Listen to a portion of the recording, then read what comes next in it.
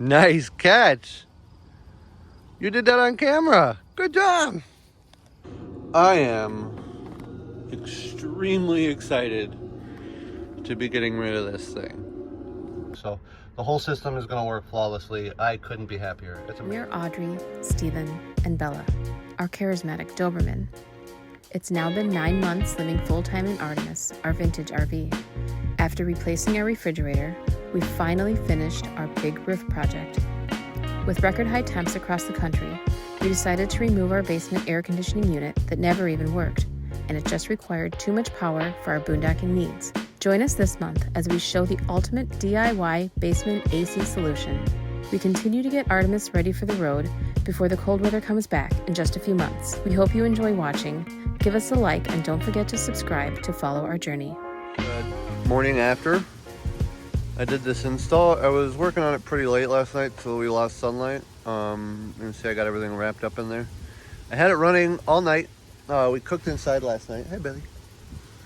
And so it was like really muggy and stormy. There was actually a tornado watch or a tornado warning, excuse me, until midnight last night here in the cities. So it was a really muggy night last night, and it was like mid 70s, and this was like the first night that we were actually pretty comfortable, especially after cooking inside. We haven't been able to cook inside almost all summer because of the heat you make in there. So this thing's working nice. I see a little bit of condensation build up there, so I'll probably address that. Either put some more tape there or maybe a little bit of styrofoam. Just a little something to help keep that thing nice and sealed. But honestly, that's the only condensation that I see on this whole unit. That's not bad at all. I can address that super easy. The fiberglass insulation. The fiberglass insulation actually held up really well.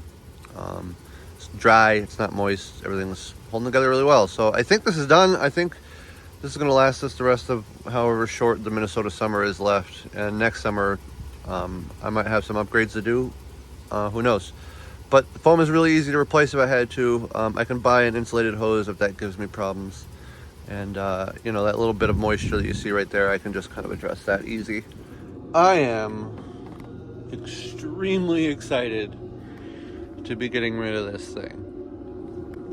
You can hear the air conditioner blower going. It's currently 78 degrees in here. The sun says it's like 93 on the side of the bus, but it's actually kind of a mild day today. It's like in the mid 70s today.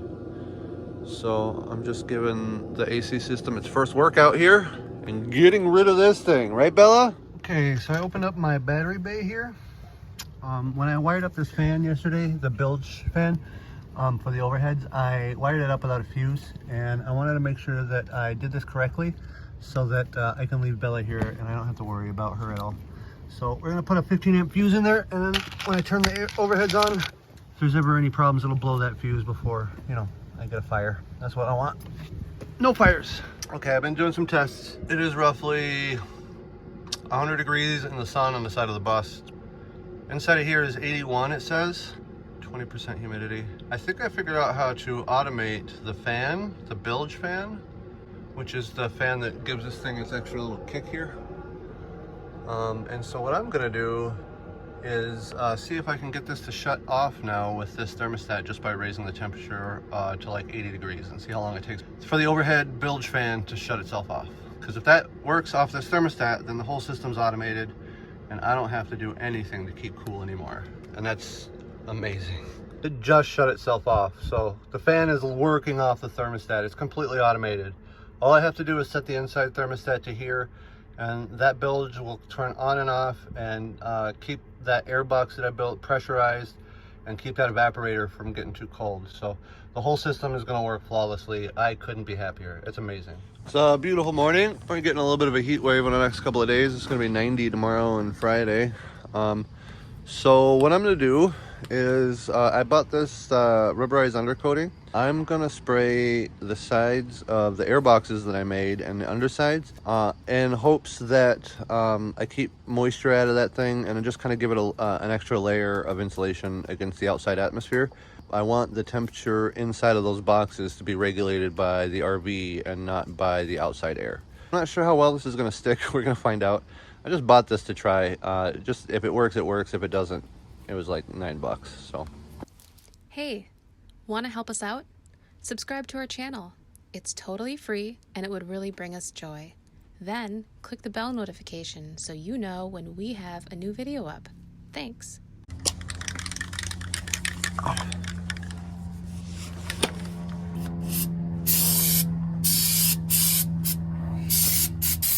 This thing is more like a fire extinguisher than a paint can.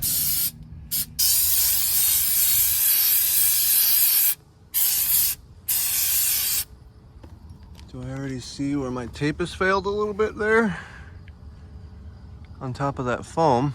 I'm gonna wait for that to dry. I might clean that up a little bit and then I'll come back with maybe some Eternabond right there. I do have a little bit left. It looks like my tape down here is holding much better. And again, this is just for the insulation too. It's not for the actual tubing. It's good to give this an inspection every couple of days. Let me just get the front of that hit. Yeah, I got one little spot in the front there I'm gonna get, but that looks pretty much done now. That should actually just help keep the moisture off that foam. Okay, so this has been working really great for the last couple of days. And then I woke up this morning and my auxiliary fan that helps pressure the inside compartment wasn't working correctly. And I came out here and this is like soaking wet with condensation after this has been running all night. So I have to pull all this apart right now and figure out if I can save this fan or if I gotta overnight another one, because it's gonna be another 90-degree day and we cannot live without air conditioning today. So hopefully I can fix this. We ripped this all apart. You can see a little bit of condensation here, but it doesn't look like I have condensation anywhere else. And of course this is soaking wet and it is not working currently. Yeah, so we got problems. I thought that I could get away with just making my own insulated hose, and they're like $50, $60 at Lowe's. So I thought that I could get away with making my own, but clearly I cannot, because we have some condensation issues. So I think what I'm gonna do is see if I can find another pump, wrap it better. This is gonna cost me some money to fix, but I have no choice. I'm gonna have, because it's gonna be 90 today, so I gotta get this working in the next few hours. So I'm off to the hardware store to get some parts. Damn it.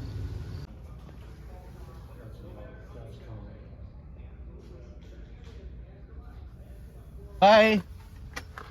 We're back with supplies. Yeah.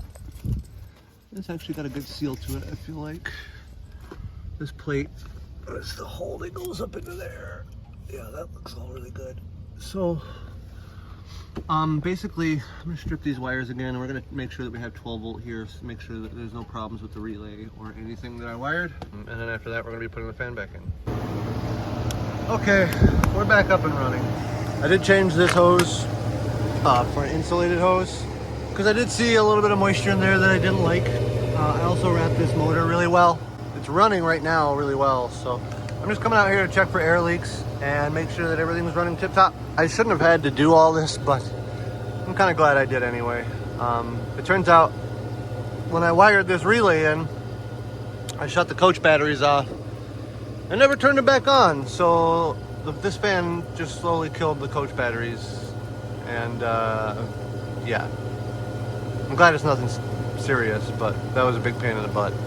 So the next few days are going to be pretty warm here in Minnesota. You can see that's the temperature on the side of the bus right now, 103, 77, and 79 under in the generator room. So it's about 80 degrees on the shade and probably about 100-ish in the direct sun, because that's about 103. That thermostat's reading at 78, and my light is dying.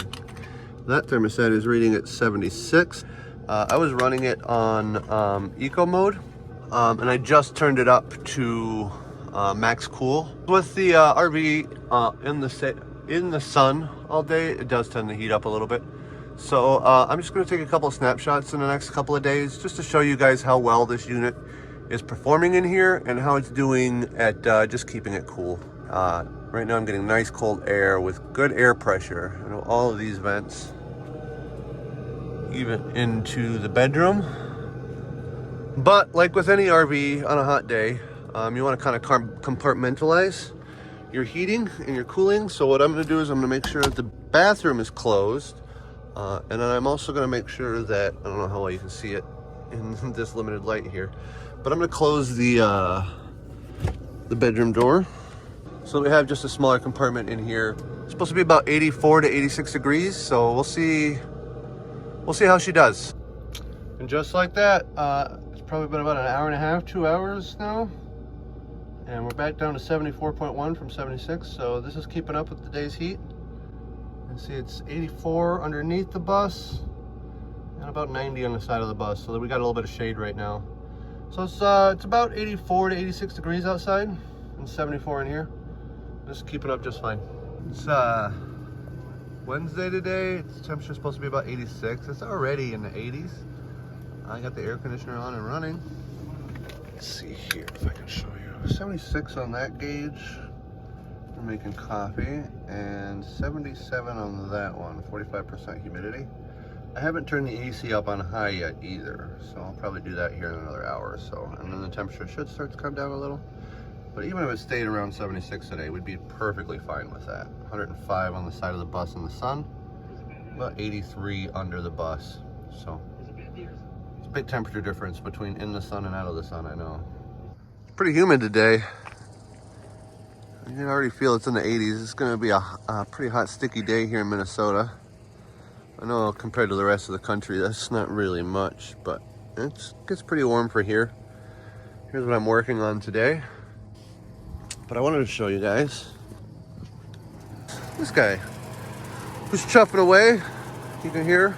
I wish it was like tilted back, maybe a little bit more in there, so you got a little bit more water draining out of there. But honestly, that's not bad. You can't hear that fan inside the cabin. It's pretty quiet out here. You can see all the modifications I made. Okay, so it is about 91 outside. That's in the shade, by the way.